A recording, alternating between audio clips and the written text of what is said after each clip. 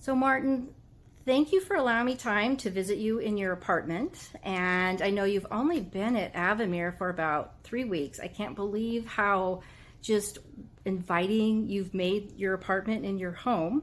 So I'm wondering, when we were talking yesterday, you were sharing kind of the process you went through to make the decision to move to Avamere, and maybe share some of those steps. It had to be a scary time to be thinking about that change. What went through your mind with that? Well, I was getting to the point where I literally could not take care of my home, and I was getting to the point where I couldn't take care of myself. And I knew I needed to do something, but I didn't want to leave my dream home. However, my doctors and my son ganged up on me and informed me one day that I was moving. At that point, how'd you feel about that, to be told you were moving? It was a decision I didn't want to make. I knew it had to be made, and being forced into, not forced, prodded along, if you will. Was it out of concern for you? They were worried about where you're... They said it's time for you to move. You need to be in a better place. So we started looking, and I went to all the homes in Swim and Port Angeles and other places. All over the Olympic Peninsula, it sounds like. Yeah, and most of them were next to busy roads or a lot of noise, crowded. They were nice, but when we came to Port Townsend, I noticed it immediately was off the main road. And we came down the road, Hancock, and pulled into the parking lot. I was impressed. What impressed you? Because it's different with the, it was the big trees? A dead-end street. Okay, so it's quiet. Quiet. It was surrounded by trees. I love trees.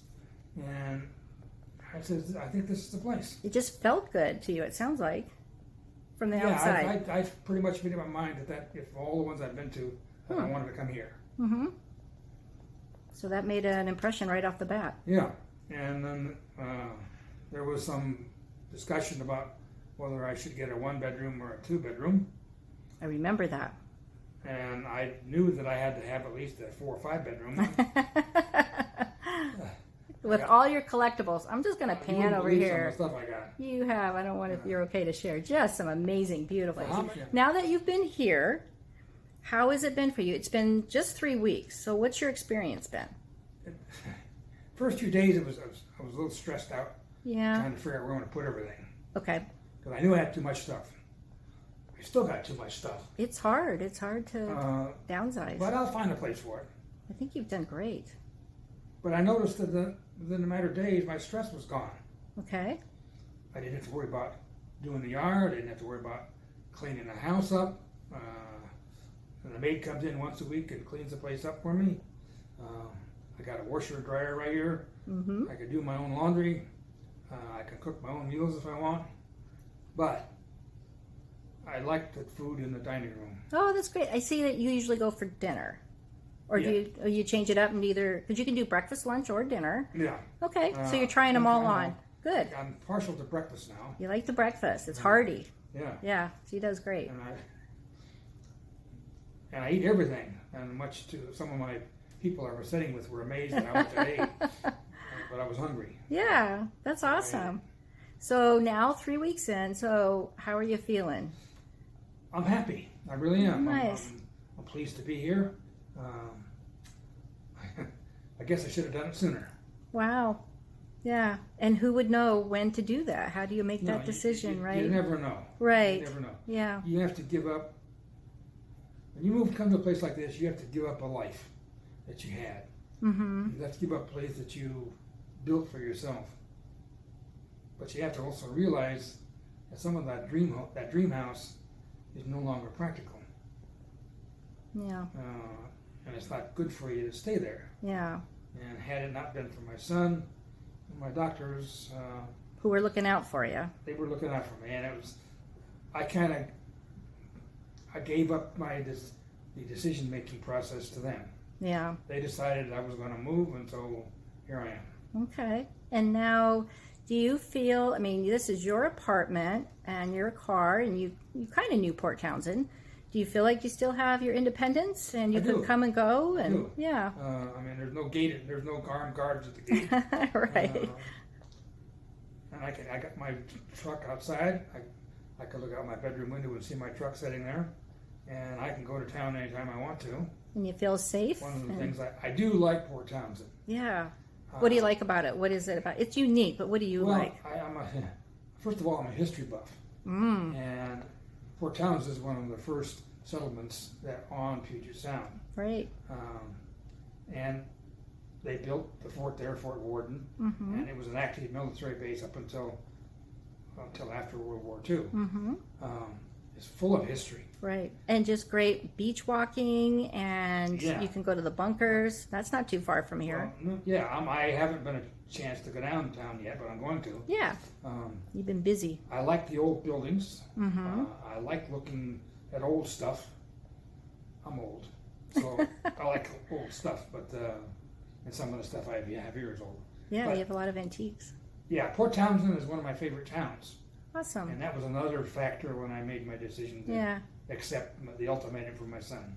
Well, so do you feel, now I met your son, but do you feel in the end that you had some buy-in to this when you made that? Yeah. I mean, it was like, he had to push me in that direction. Maybe a nudge. But it was once I saw the place, I says, okay, this is it. Here I Now am. you feel comfortable. Well, that's amazing. And I love hearing that about Port Townsend because you have traveled all over the world.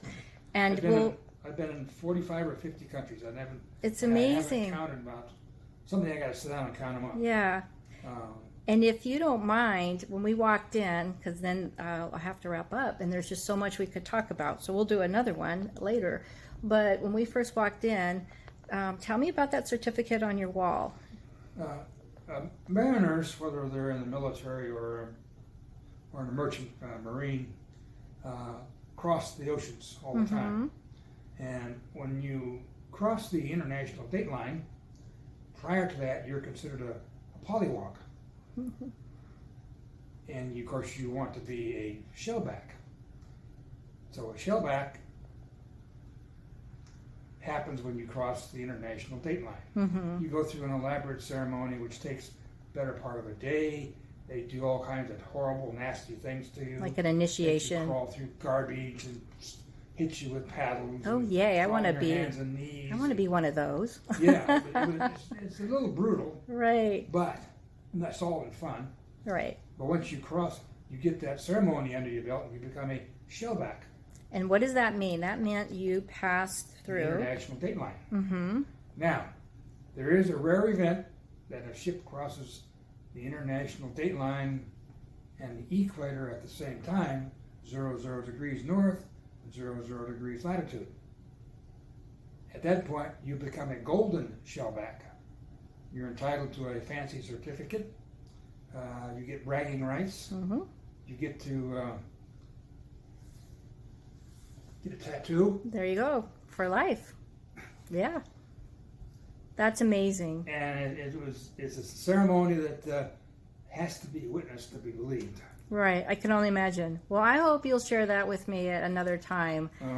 I'm looking in the video too. You had just shared your car collection, and that every one of those depicts a time in your life. So that's your history, your personal history that you're Yes. looking at, Every and I think that's vehicle in there, with amazing. a couple of exceptions. Yeah. Is a vehicle from my past.